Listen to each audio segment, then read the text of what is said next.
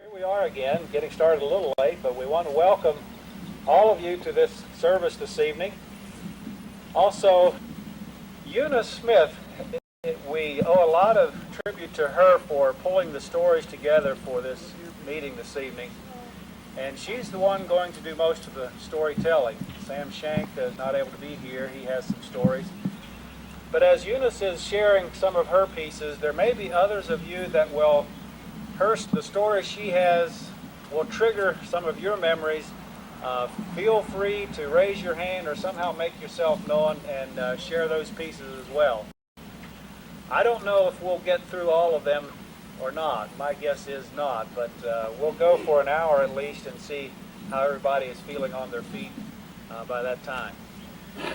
The markers, such as this one right here, were just put in this last week. This was a marker to mark actually would have been the second building of the Trissels Mennonite Church. And that walkway right there is where folks came in through that gate and into the building that was here at that time. Now, how many of you remember that old building?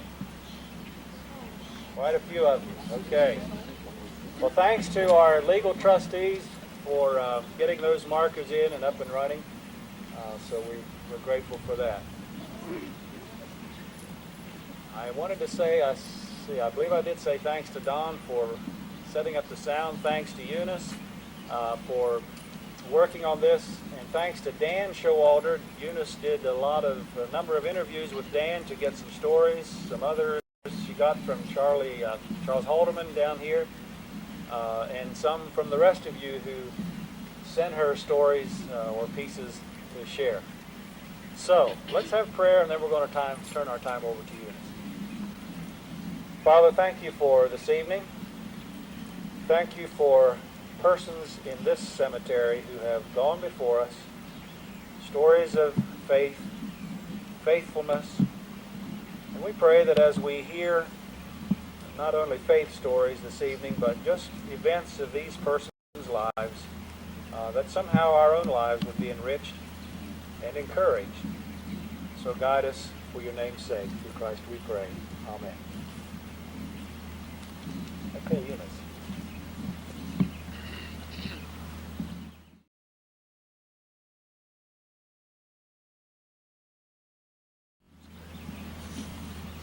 First part of this evening, I wanted to talk about the memories that people have of the second Trissels Church, the 1900 church. It's been exactly 100 years. It's been 100 years since that church was built. It served our congregation for 50 years. And I wanted to start with our memories of that congregation and that building structure. And I talked to Dan Showalter about that. And I'd like to share with you the stories that he gave me of his memories, and then open it to anybody here who would like to share any of their memories about that church. Listen to the memories that Dan Showalter has of the 1900 Trissels Church. I love to go there. I love to go there better than Zion. It was there in the woods, and a number of community people came there that I knew.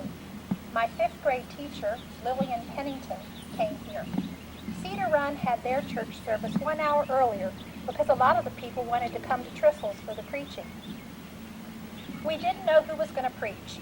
The preachers used a calendar. Each church had services on its scheduled Sunday. Some weeks the preachers of Northern District were scheduled to go into the mountains. When the preachers were appointed to come to Trissels, they would come. The members didn't know who was going to preach, but the preachers did. When it came to go into the mountains, it seemed like Perry Shank, Sam Shank's father, and my father, Tim Showalter, had more turns than anyone else did. What did the 1900 building look like? It was a white church. There was a walk that went into it, and it had a step or two. The church had 2 doors, one for the women and one for the men. And down the middle of the room ran a divider that separated the men from the women. It wasn't a wall. It was a wooden divider that you could just see the heads of the people over. The reason they had that partition was so that when we had communion, the women wouldn't get embarrassed when we washed our feet. We did not sit in families. The women went in the right door and the men used the left. The real little children sat with their mothers. When they got bigger, they would sit in the back with their friends. The boys and girls did not mix. The men's side had 2 rows of pews, and the women's side had the same thing. The boys liked to sit in the back corner where they couldn't be watched. They liked to catch flies and talk. About the time they added a balcony, they took the partition out, and the families started to sit together. Behavior was so much better. In the front, they had the Amen corner. Usually the older men sat in that. And on the opposite side, they had a place where the older women and the preacher's wives sat. Having spittoons in the church was before my time, but behind the stove there was a short bench, where when old men came from other churches like Cedar Run, there was a sawdust box to use for spitting their tobacco behind the stove. There were 2 stoves. One was on the men's side, and one was on the ladies' side. The stove was a beautiful stove. It was cast iron and had a girl holding a basket of fruit on the front. Boy, if the service was long, looking at that basket of fruit about made me starve. Howard Showalter supplied wood for the stoves. Then Trissels had a wood furnace put into it. They did not use wood from the trees around the church unless the tree was dying or was one that was going to give trouble. The trees are pretty much like they are now, just bigger. The trees in the buggy days were used to hitch the reins of the buggies. They would come in and hang the rein on a horseshoe nailed to the tree. They would be there until they came out, and then they would unrein the horse and back the buggy up and be on their way. Unless there was something special planned, when I was a boy, about 80 to 100 people came to Trissels. The horses weren't much in my time. I remember more about cars, but I do have memories of the horses. My father, Timothy Showalter, and Wilmer Guile were the last to get cars. Howard Showalter, or HDH, had a big family. He was the father of Carl, Owen, Howard DeWitt, Jim, Doris Trumbo, Catherine Shank, Mary Emma Edie, Ethel Strike, and Maisie's husband, Jake. He had a big Lincoln car. I was about 6 or 7 when my dad got a car. I was born in 1916, so that was about 1922 or 23. The pulpit was on the east end. One preacher would preach, but if there was a couple other preachers there, they would sit up there too. The length of the sermon depended on who was preaching. When the preaching was done, the other preachers would get up and say, "I bear testimony what the brother has said." If he was impressed about something, he might talk about it. There was quite a bit of singing. On the 4th Sunday night, Trissels had a singing. They called on different ones to lead songs. Someone would lead a song, and then they would appoint Brother So-and-so to lead. If someone wearing a necktie led the singing, none of the Giles would sing. They would always ask my father to sing Rise, Glorious Conqueror. My sisters at my father's funeral used that song. People liked to hear him lead that song. He would really put the power behind it with his good bass voice. Eddie Guile liked to lead songs real slow. Often he would say, "Slower, please." Women never led singing. They did not say anything. They were quiet. They did teach children in Sunday school. No woman taught a men's class. That was taboo. I didn't have a favorite preacher. Everybody liked Hop Turner. They liked Abram Heichman and Louis Shank. He often was a little bit long, but no one cared because he was so interesting. He would shut his eyes when he preached. Perry Shank would also shut his eyes when he preached. In 1950, they decided to build a new church. They needed a bigger church. When they moved some of the district events from one church to the other, they never let Trissels have a turn because they didn't have room. There was no place to serve the meals. Trissels decided they didn't want to be left out of things, so they decided to build bigger. Some people threw a big objection to it. Lindale had 2 communions. Brenneman's no longer existed, but Lindale had a communion to celebrate Brenneman's, and then they had one to celebrate Lindale. Communion was open to other churches. Often when Zion had their communion, Trissels people went to Zion. There were a lot of Shanks and Showalters also at Zion. The Howard Showalter family came to Trissels, and the George Showalter family went to Zion. There was not a lot of competition between the churches. They were considered one congregation. I remember the young people of Zion and Trissels disliked the 5th Sunday meeting at Lindale. This was before Trissels got their own Sunday meeting. The young people had a meeting. They got up and raised Cain and made their speeches. Some of the young people would have been Perry Shank's children and Tim Showalter's children. I have a lot of memories of Trissels Church and many of the people who are buried here. In the graveyard are many who attended Trissels, but also there are many people from Brock's Gap and Cedar Run.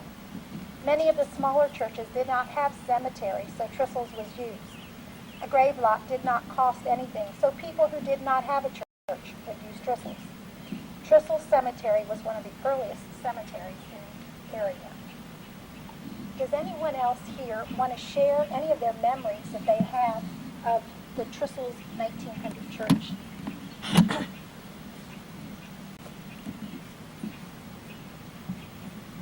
We might share that the sexton that took care of the church and the cemetery, faithful old man, Preston Brown.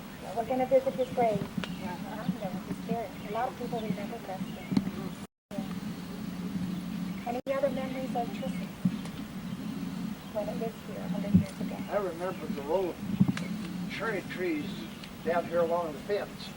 And we youngsters would go out there and eat cherries every Sunday. We started before they were real ripe.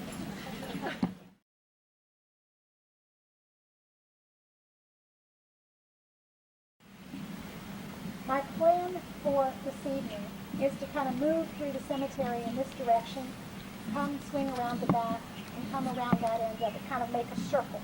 And we're going to end up over here in the more recent part where a lot of people have memories of family or church members that are more in this generation or related to us. So that's what I'm going to ask you to do, is move with me in this direction. And I've kind of got some flags marked where places that I want to stop.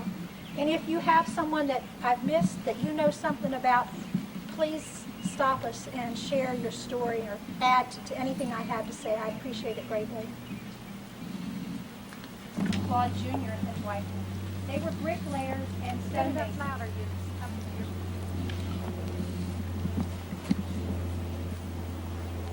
Claude Bodkin and Claude Bodkin Jr. were bricklayers and stonemasons, and they were very impressed with Trissels, and they desired to be buried here. Charlie Hoffman shared that when the 1950s church was built, Claude and Claude Jr. did the brickwork. They didn't have a way to lift the heavy stuff up with a hydraulic lift like we do today. So they built a runway. They went way down into the woods here, and they'd wheel the bricks in the mortar up this runway to get to the top of the building to get the bricks up there. Charlie remembered that George Dove tore down this frame church and built a house for his son with the materials. He said that George Dove lived up on the hill where the monument is to mark where John Klein is dead. Charlie Brown, where John Klein died. Charlie Halterman doesn't know where that house built from the church is, and I'd sure be interested if anybody has that knowledge. He said the frame church was in awful good shape when they took it down piece by piece, that it was a solid building still in 1950. The building's up close to McMullen Funeral Home in that area. Okay. You say the building's up close to McMullen It's up Funeral here, Home? close in that area. Do you know who owns it now? I'm not sure. I think it's one of George Dove's relatives. So they still have it in their family? I think. I'm not positive of that. Okay. That's real interesting to know. I wondered where the wood had got to. This little white house is built out of it. Little White House. Yeah. Okay. Anybody else? You remember Claude Bodkin? The information I have today comes from a lot of sources. From Henry Brunk's book and from Charles Nair's History of Cedar Run. He wrote that in 1948. Dan Showalter shared that Mr. Nair would come in and plow for people in the Cedar Run area. And while he rested his horses, he would ask them about the history of their farm and their family. And we've discovered that many of the early landowners of Cedar Run are buried here at Trissels. Some of the graves are unmarked, and some of them are buried alone without family. Some of the locations are no longer known. And these Cedar Run landowners buried at Trissels include the names Christian Van Trump, Andrew Kessicker, Americus V. Bull, Reuben Runyon and his wife Frances, who was a daughter of Joseph Trissels, John Mason, his wife Mary and son Moses, Henry Whistler, who was a shoemaker, and his wife Matilda are buried here, Cambius Whistler, son of Henry, who was also a shoemaker, and interestingly, he married a Martha shoemaker, a daughter of Levi shoemaker. They are all buried here at Trissels and mentioned in the Nair books. Right up here at this tombstone, Noah and Susan Heiser were the grandparents of P.E. Nair, who wrote the history of Cedar Run, and he also wrote the history of the Linville Creek area. Daly, and this is a Sam Shank story, so I'm sorry Sam's not here to hear it.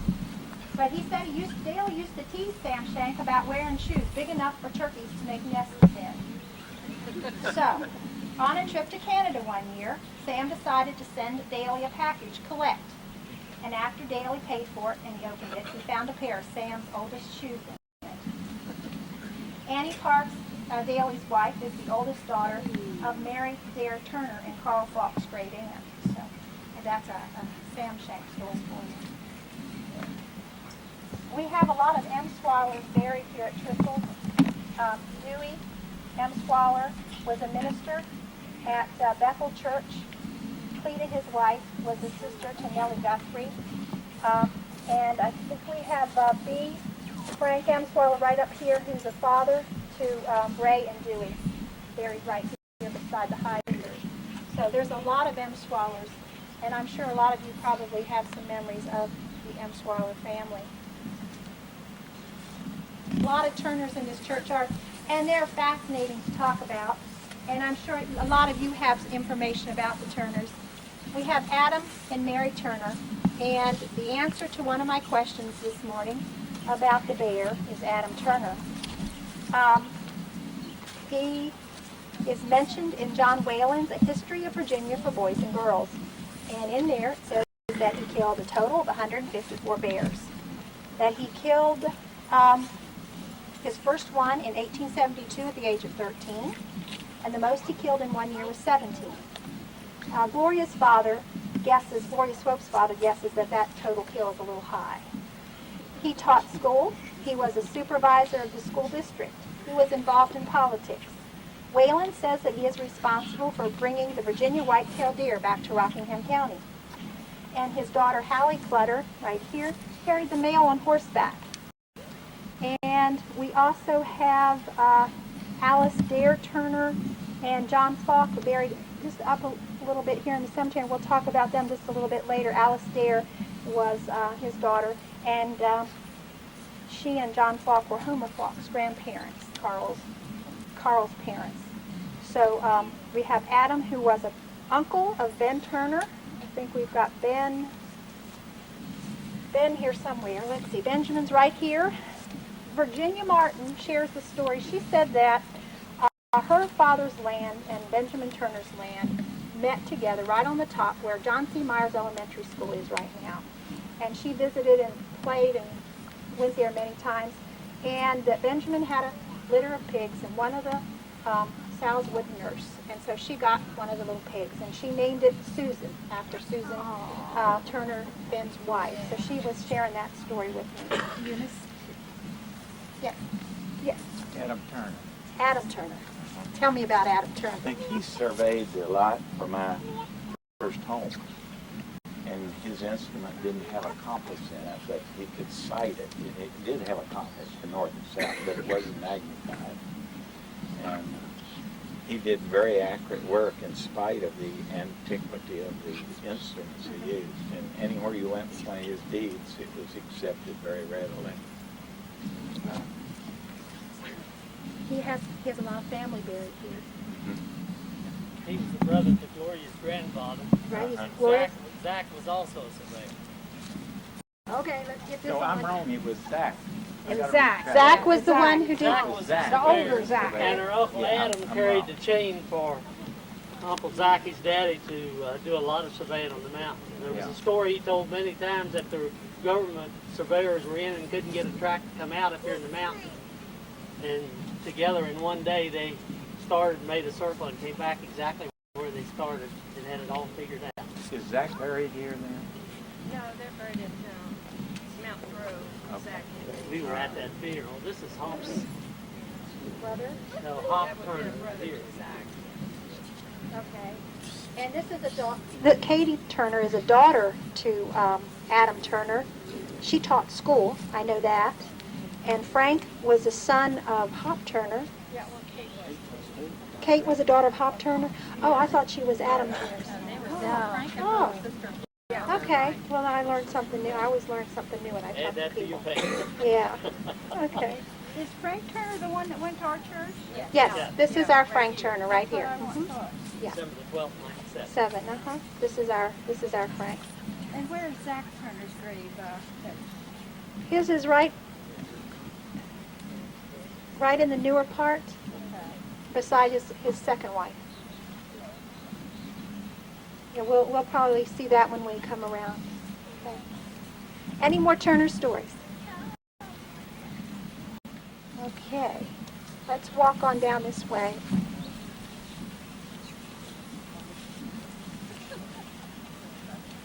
This is the tombstone of Samuel O. Smith. And Samuel O. Smith has 3 wives buried here at Trissels. Mary, his first wife, died when she was 17. And Beulah, his another wife, died when she was 23. And Sarah died at the age of 31. I think this is Mary, the first wife. And then the other 2 are mentioned here on the tombstone with him. There are some unmarked graves here for 2 Smith infants, which made me wonder if some of the wives might not have died in childbirth. But Samuel Smith married again, and he and his 4th wife, Lula, lived back over the hill from Dan Showalter, and Dan remembers him well. He ran a little store, and they had a crippled son, Clyde Smith, who's also buried here at Trissels. Let's go and see. I wanted to find Cora Mason. I think she's right on. Daughter of George Mason. And Dan called her his granny woman. Anybody know what a granny woman is? Granny woman came into your home when you had a mother had a child, and she helped the new mother. And Cora Mason was Dan's granny woman. She also ran a bakery in Broadway. It was located right beside the Ace Hardware store today. When I was a little girl, that was a candy store run by Rube Dove. My father, John Guile, remembers that his grandfather, Joseph Guile, had bread delivered from her bakery daily to their home. She moved to Harrisonburg later in life, and she baked pies for the college and for the EMC. And she's buried here at Trissels with a lot of other Masons. I think we have about 35 Masons buried here. Okay? I suppose Cora Mason brought me to Trissels as a young boy oftener than most any other person other than my family. She had an old Model T car, and she would always want to be sure I had a way to Trissels. And it was an open car. And then at the bakery, if there was anything I had to sell or my mother had to sell, or if I had made something out of wood and wanted to sell it, she'd sell it for me at the bakery. She was a kind old lady.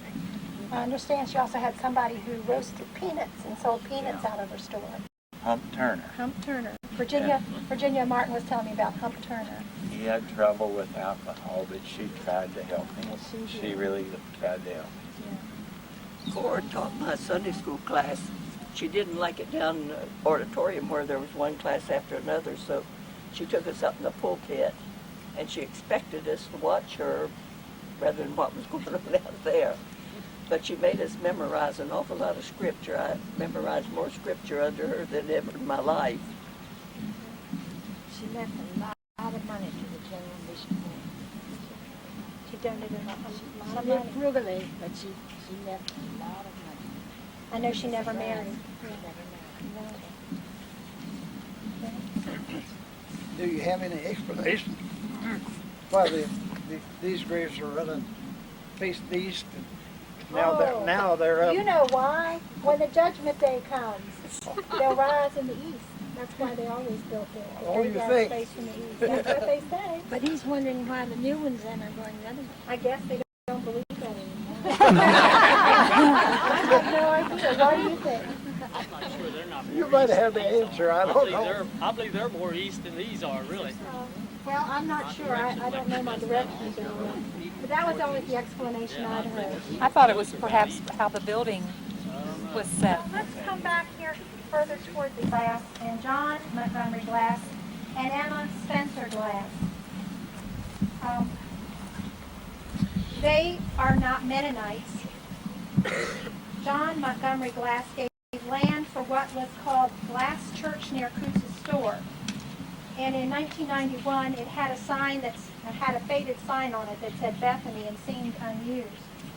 We got a letter from a letter from Virginia Glass Slabaugh, and these are her maternal great-great-grandmother and great-grandparents. And she donated funds for Grace Showalter's memorial. And she wrote a letter, and she talked about her grandparents. And she said that her father came into the Mennonite faith by marrying a Mennonite. His family moved to Lancaster, Pennsylvania from Virginia when he was a boy. A Mennonite family named Turner bought the farm near Coose's store from my grandfather, Frederick Glass. I understand that the two families lived in the same house temporarily, the Turners and the Glasses. I'm not sure if that would have been Neil Turner's farm. I'm not sure. But they shared the house briefly before the Glasses moved out. And I wanted to mention the Glass family in our walk tonight.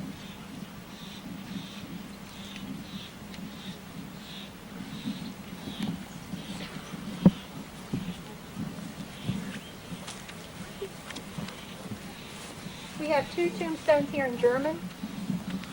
Christian Funk and his wife, Susanna Funk. She was a Geil, so she's my one relative here in the cemetery. Christian Funk owned land at the mouth of Cedar Run. He was a farmer and a tombstone cutter who also made sickles. There are 5 of their infants buried here at Trissels. It is said that he collapsed when leaving singing at Trissels and never made it home. It's the story in the Bronx book. And his tombstone is in German. Right beside us here are the Trissel graves. The Trissel family owned this land originally, they say, and our church takes its name from the Trissels.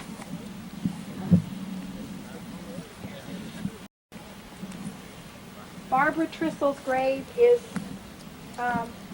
one of the earliest here at Trissels, according to Nair.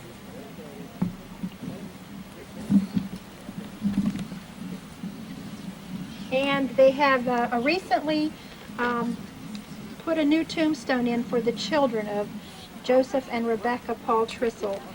And the interesting thing about these tombstones are that the children all died within a very short time of each other. November of 1862, November 19th of 1862, November 27th of 1862, December 17th of 1862, and then January 24th of 1863. And I have no idea.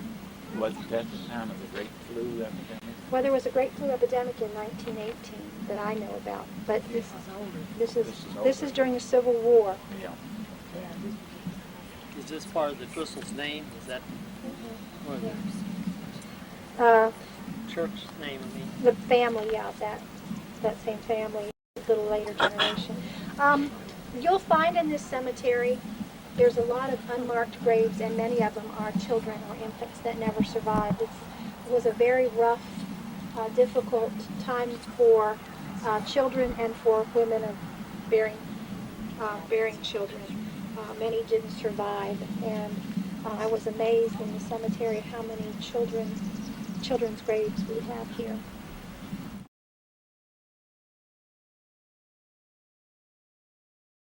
Church. Tradition says that Trissels dates from 1822.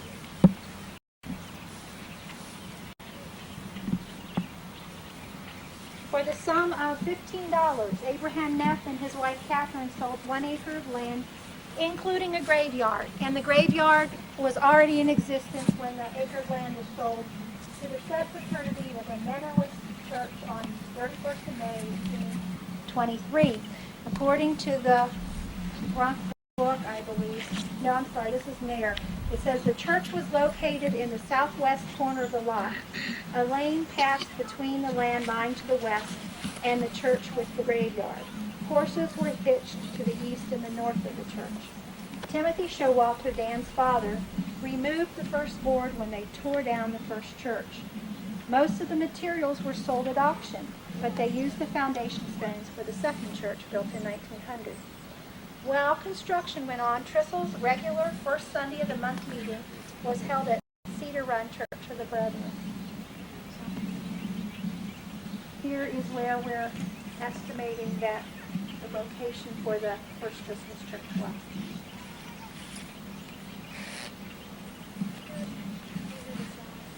Yeah.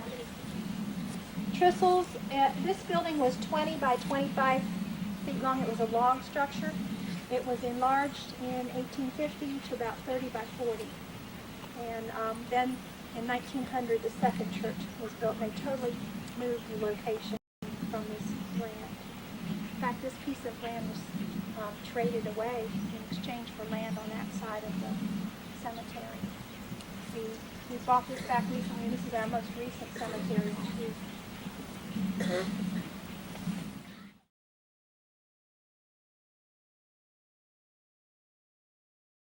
Yeah, this is a really interesting section of the cemetery. We have an unmarked grave here that I'd like to talk about first.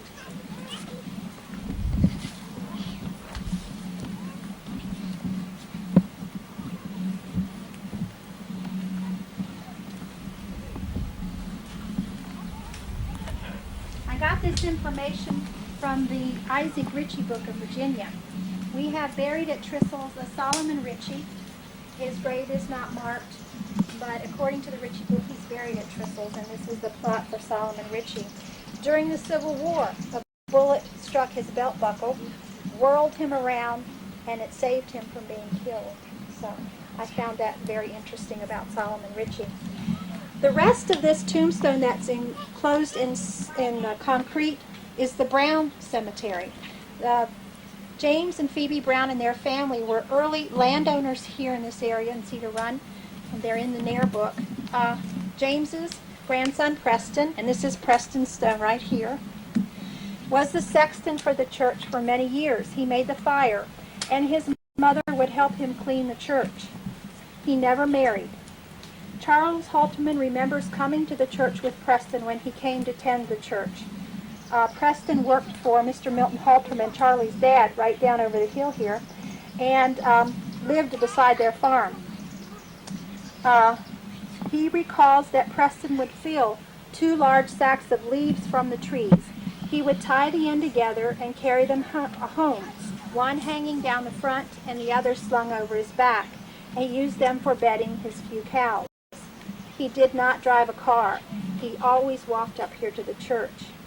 Another story was shared with me that he would bring 2 other young boys named Forrest and Pasco Rader to the church to help rake leaves. Occasionally he would become afflicted with a jumping headache, and he would have to go lie down on the church benches, leaving the boys to rake the leaves. He was the sexton for the church for many, many years, and is remembered by a lot of people here. First big one. Right here, J. Preston Brown. This is all family here. Let's see. Catherine, did you have anything special else you wanted to say about J. Preston? No, just remembered him. Bernice remembered when he got sick toward the end, and they would have to bring meals in to help him. I can remember Preston Brown quite well. He always wore a pretty well trimmed mustache, and Cora Mason would give him a ride when there was weather was bad, and I was riding with Cora Mason at that time, and he lived down the road here a short way. They say he did get married, Eunice. Married Fanny Mason. Well, according to Charlie, he just went in and helped to take care of her toward the end. Last year or so, They were married. they were married. Roy Mason, very much instrumental in that. Okay. Cora. No, Roy. Roy married because Fanny was his last relative. Well, I was under the impression that he never married, so I learned something new. Yeah. We have a relation to the Brown family in this row of tombstones right here. the daughter, Kate or Mary Catherine Brown, married a Henry H. Showalter. And he was a Confederate soldier. It was said that when he was shot through the lung, the doctor was able to draw a handkerchief through the path of the bullet, and his breathing stopped when the wound was disinfected. He married his nurse, who was Mary Catherine Brown, and I've been told that he was known for making fine brandy. The theory has been suggested that he shot Elder John Klein, but has never been proven. He and his 2 wives, and I think we have some children here, are buried near the Brown family, which is Mrs. Showalter's family. One more thing before we leave J. Preston Brown. He was very instrumental in recording with J. Mark Martin the location of many of the unmarked graves here at Trissels. In his later years, he was about the only one who remembered where some of the people were buried. And he and J. Mark walked the cemetery, and he pointed out to J. Mark some of the unmarked graves. So that's how we have some of the information that we have today on places that didn't have stones, or the stones weren't legible anymore. So we have a lot to thank him for that. Our oldest tombstone in the cemetery is a relative of Henry Burkholder's. And I think Henry told me it's his great-great-great-great-grandmother. 4 greats, okay, right over here. Her name was Margaret Huber Burkholder. Her husband, Peter Burkholder Sr., was a major landowner here in the Cedar Run area. And she died in 1798. And she was buried here before Trissels Cemetery was part of Trissels Church. Her husband Peter was on a trip to Pennsylvania, and he died in Pennsylvania and was buried at Groffdale. So he's not here beside her. Tell you a little story about that. Oh, please do. Hold on, I'm coming. This Peter Burkholder's father left Switzerland and started to move over here. They stopped in Germany. And there he passed away with some kind of infection, and he talked his wife into coming on and bringing the family. He was one of them. They landed in Philadelphia, of course, and settled in Pennsylvania for a while. In 1790, he brought his family up here with a wagon and moved in this house right down to Footville. Where the Rhodeses live now? Right. Jim Rhodes? Right, and they owned all this land. Uh-huh. And of course, she was buried here before it was sold to the Trissels. Okay. Great. We have kind of a mystery stone here. It's marked 1814 and just has the initials MB. And the cemetery records say possibly an Ulrich Burkholder, but we don't know for sure whose grave this is. Do you I know? didn't finish to tell you about the tombstone. Okay. That tombstone was just absolutely not readable. And Nancy Hess came up here. I don't know how many of you know Nancy. And she located the thing. We put that stone up in 79. 1979, it says the descendants of Margaret Burr, and you helped to do that. Well, I didn't help, but I spent some money. That's important. That's helping. Okay. Let's see. I think we're going to walk a little bit here now. Look at it. Right here is the tombstone for the first Daniel Showalter. Dan Showalter, our Dan, called him the granddaddy of all the Showalters here in the valley. So he was the very first Showalter, and his wife was Margaret. So that's the first Showalter. Oh, it's on the bottom. It's right here. Right here. And his son, or the second generation, is Joseph, and he and his wife Anna are here on the other side. And then we'll come over to the next generation. You want to talk about this? He was the oldest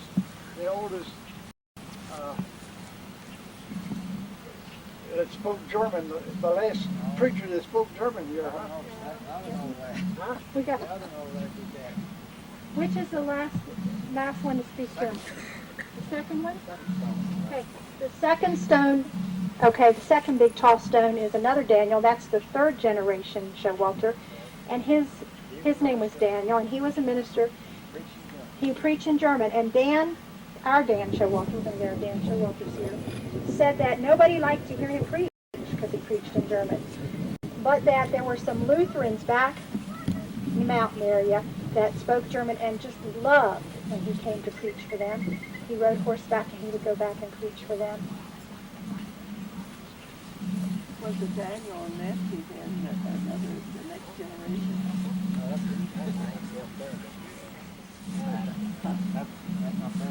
I'm going to stop here at the Spitzers.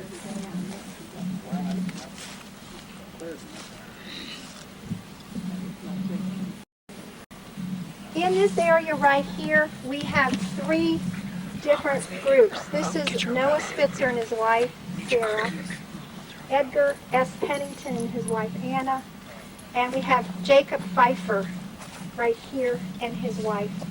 I want to remember the wives. Francis. These three groups of families were very instrumental in building the 1900 Trissels Church. Noah Spitzer served as trustee at Trissels and was involved with land purchases for the church. He and his wife had 9 children, 7 of their sons, Jewett, Lute, Otis, Angelo, Aldine, Raleigh, and Stewart are buried here at Trissels with their families. And just as now, Trissels then was a congregation of families. And you've seen that we find many family relationships here. Edgar S. Pennington and his wife Anna sold a 3-corner strip of woodland between the graveyard and the highway for $40. Trustee at that time in 1894 was George Brunk, Jacob Pfeiffer, and Noah Spitzer. And then at one time, Edgar Pennington owned the land back here where the Barry Rhodes farm is. And he and his wife are here with their children Thomas, Ida, Klinger, William, and Alpheus. So we have a lot of Penningtons buried here. Jacob and Francis Pfeiffer owned a lot of land around here. They owned the farm down behind here, the Halterman place. They owned land here at Trissels. They gave land to Trissels, and they also sold for the sum of $20 land lying on the south side of the cemetery. The trustees for that sale were Perry Shank, Christian Brunk, and J.W. Martin. So we have these gentlemen here who were very active in our church at the beginning of the century and were instrumental in building the second Trissels Church.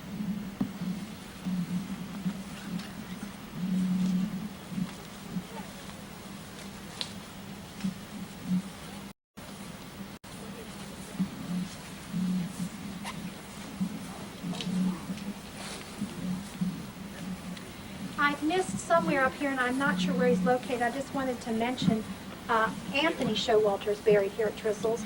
I don't know if, I think he was the father for Perry Shank's wife, Katie. And I have a story about him that I wanted to share that Dan gave with me before we talk about these Showalters here. She wanted to say where he was buried. Anthony? That Anthony was buried at the side. Oh, I thought he was buried here. We have an Anthony here. It's not.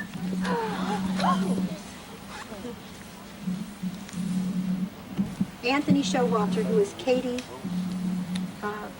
Shank's father, was known for being tight. The story is told that one day he was taking apples to Broadway for sale. His boys traded the apples and kept the best ones for the family at home without him knowing. So that was a joke they played on their father. He built the house that my parents, John and Kathleen Guile, live in now. Okay. Daniel Showalter and Mary J. Showalter.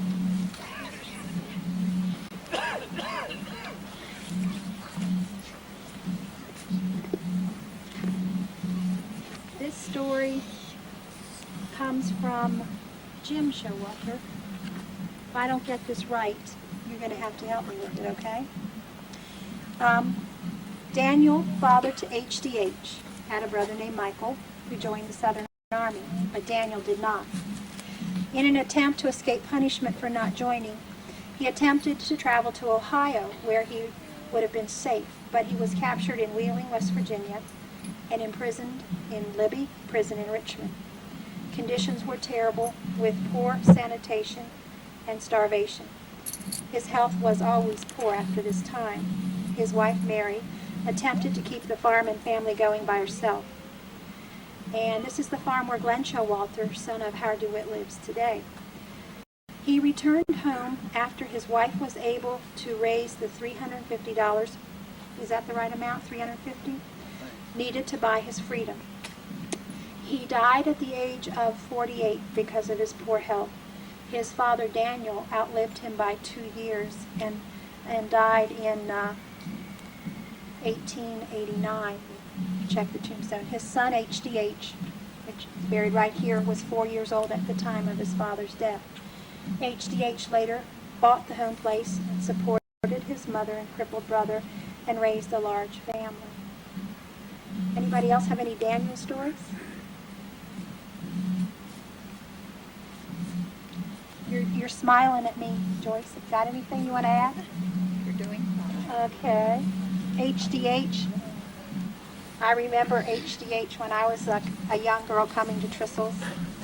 And he spent many hours here at the church working on the upkeep of the grounds in the graveyard. And I know that the church meant a lot to him.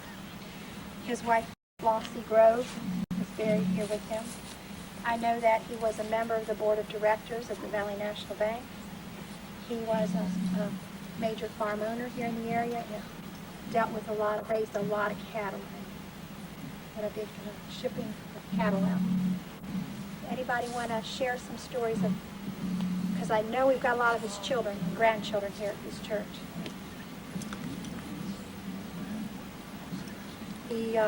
I remember him with white hair. He never wore a plain suit. I think Virginia Martin said he and Ben Turner were two men who never wore a plain suit.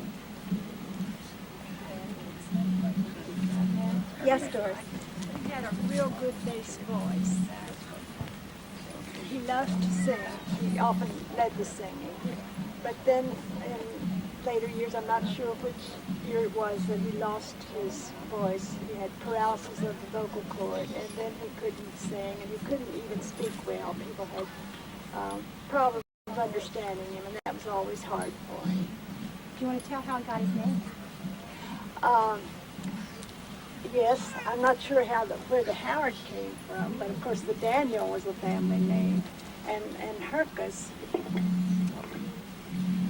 I understand that Hercus was the name of a family that was visiting in the home. So he went by the name Tommy until he was 4 years old, and then the family decided it was time to name him a more proper name. So they attached the Hercus onto the Howard Daniel. I'd heard that and I found it interesting. Yeah. Anybody else want to talk about Howard DeWitt? I'm sorry, HDH. I shouldn't say Howard DeWitt.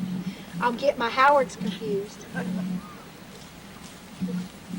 We have a Spitzer up here. I talked about Noah Spitzer as one of the trustees and his many sons. Here are several of them. We have Raleigh. Raleigh had a blacksmith shop at the end of 259, and he worked on wagon wheels and shod horses. The whole area of all the sons owned land along, a large portion of their land was owned along Heiser Lane, ending out on 259 where Raleigh had his blacksmith shop. From about the area where Ralph Showalter's farm is today on out was Spitzer land. Aldine is one of the brothers, and Lute is another. John Falk and Alice Dare Turner Falk. Alice was the daughter of Adam Turner. What I wanted to share with you about John Falk comes from Charlie Halterman. He remembers John well. He said that he is Homer, or he called him Hooker Falk's dad. He was one of the first fellows that started to raise turkey in houses. He built round houses so the turkeys wouldn't pile up in the corners. They weren't very big, just like a big silo. He had a bunch of them.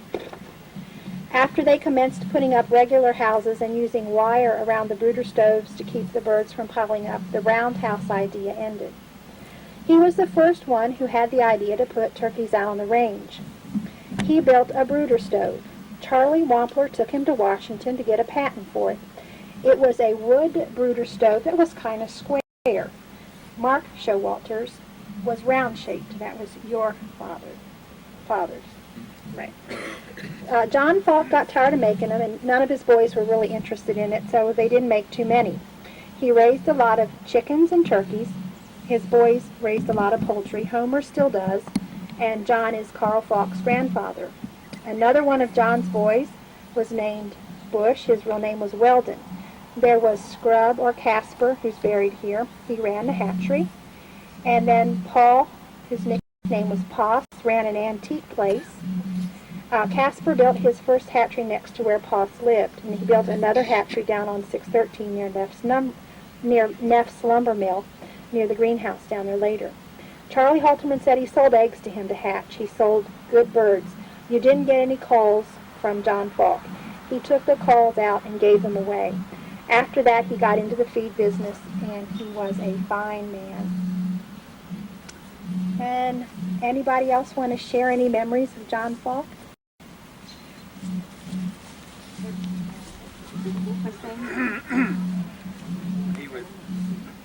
He was a Republican, and he had a friend that voted Democrat. And there was one election that it might have been during Roosevelt was coming in or something, but he talked his friend into going squirrel hunting. So he dropped him off the mountains, and he snuck back off and voted, and then told him about it later. He won't cancel out his vote. There's a lot of Falks in the cemetery here.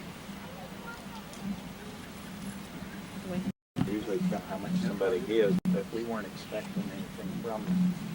And this is about 3-4 years ago. Can't hear him.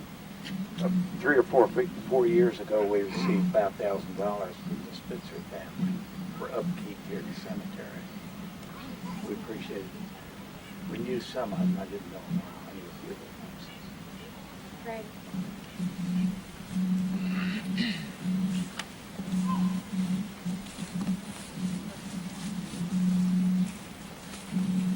Let's come down to this end of the cemetery before, please.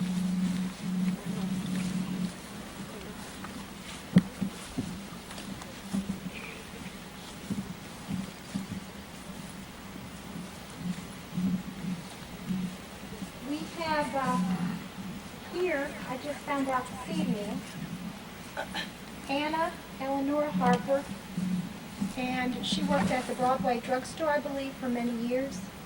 She was an aunt to Sandy Lambert here at church, and Sandy's grandparents down here. Well, these are her. No, this is Georgiana Major Harper, and yeah, Ada and Hebner C, grandparents of Sandy Lambert here. So she's got family here in the cemetery. Right here is George and Rosa Mason. We talked about the Masons just a little bit. Here. I wanted to talk about this grave here. This was John Guthrie Jr., and he was 6 years old when he died. And this comes from Burness. He was up on the roof helping his father, and his dad sent him down for nails, and he fell and died. His parents were John and Nellie Guthrie, and his father's buried right here. He has a good bit of family right around him. Nellie Guthrie's sister, Tressie Nesselbrod, is right behind Ethel, right there. That's one of his sisters. And let's see, there's some other sisters. Maggie Seitz was a sister to Nellie, and she's buried here, and so is the mother of Virginia Walker. Right here. Right here. Yeah, I knew they were right close here. Right. And these were all family relatives. I think Ernest Alger was I think she might have been a half-sister or a relation also. So there's a lot of family members buried right here. back to Anna Harper. Okay. I drank much coffee that she had perked at the drugstore. I sent a salesman down there once who was new in the area, and he also wanted to buy something from the outdoor shop that was next door to his place. The guy in the outdoor shop was rather quiet, wouldn't say much, and then when he recognized the customer and wanted to buy, he nodded and disappeared through the back door. The salesman said he never returned. I said, well, you didn't know what was behind the back door. It took him a while to find it. He said, well, I went up the street to that drugstore that you recommended, and this lady there behind the counter, I said, I'd like to have a cup of coffee, please. And she turned around and said, can't you see the pot's empty? But he said he got a good cup of coffee, and he found out later she was a kind lady. Anna.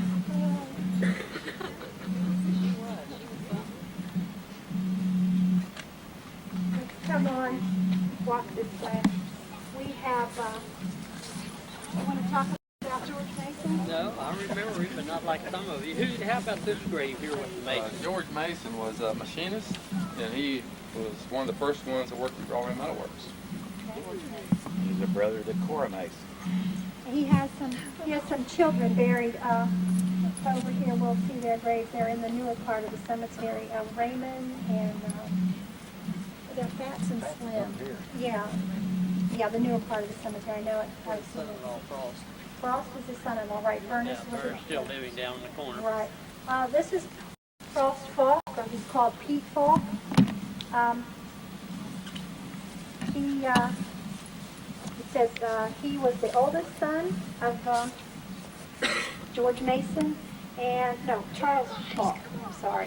He was the oldest son of Charles Falk, and he was the only boy. He attended Trissels regularly. He worked for Sam Shank for many years, and Charlie Haltman said he was a real mechanic. It was high praise from him. He was a fine fellow in every respect.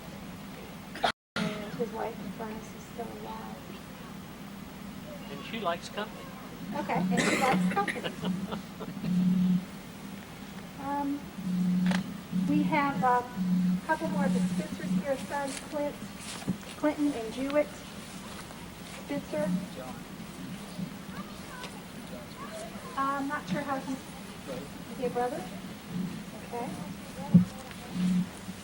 I had just a little piece yet to share about an unusual family called Smoot. And they're all, okay. We have some old stones here. Why were they were up here and you were a part of it? They was in on the, they was in this cemetery that ran, all of them were in this water. They were in the eastern part of the Okay. cemetery. This is actually the first row. I call it the first row of the old cemetery. Okay. And this is the newest part. Okay. Reuben Smoot and his wife Dorothy were the mother and the father, and then we have their children. None of their children married. We have the last two that we have down here are Molly and Estella, and they have no dates on their tombstones. They're the only tombstone in the church with names and no dates on them. And these two ladies are remembered very well. Charlie Halterman remembers that his father Milton would haul their stuff to Harrisonburg, and they would sell chickens and cows. Whenever they sold anything, they wouldn't take a check. They always wanted cash. And if Mr. Halterman got a check for them from a sale, he'd have to go to the bank and cash it and bring it back for them. If they bought anything, they always paid cash too. Stella and Molly came to the Mennonite faith late in life through the efforts of Norman Durstein.